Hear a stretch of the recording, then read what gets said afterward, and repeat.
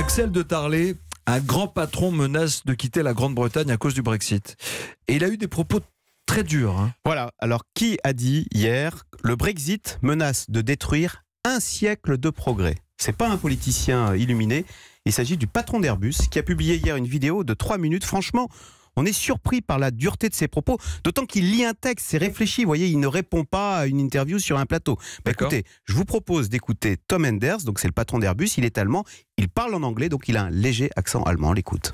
Brexit is threatening to destroy a century of development based on education, research and human capital.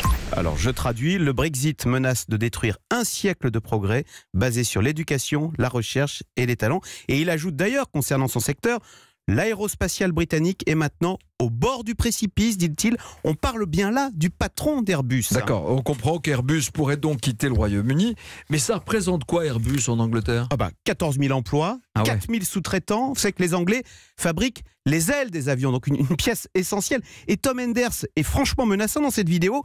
Il dit aux Anglais, il dit, je cite, « Il y a plein de pays en Europe qui seraient ravis de construire les ailes des avions Airbus ». Vous voyez, on sent presque du ressentiment de ce patron. De fait, Tom Enders parle d'une honte au sujet de la classe politique britannique, incapable, dit-il, de dresser une perspective claire 2 ans et demi après le vote des Anglais sur le Brexit. Alors on en est où justement sur le plan politique, Axel de Tarlé ? Alors c'est le flou complet, alors qu'on s'approche maintenant très dangereusement de la date butoir. Je vous rappelle, le Brexit, c'est le 29 mars à 23h. Vous savez que maintenant, en Angleterre, la nouvelle mode sur Internet, vous avez des Brexit countdown, donc des comptes à rebours. Donc là, je vous ai apporté celui de la chaîne Sky. Vous voyez, le Brexit interviendra exactement dans 63 jours, 16 heures, 14 minutes et 27 secondes maintenant.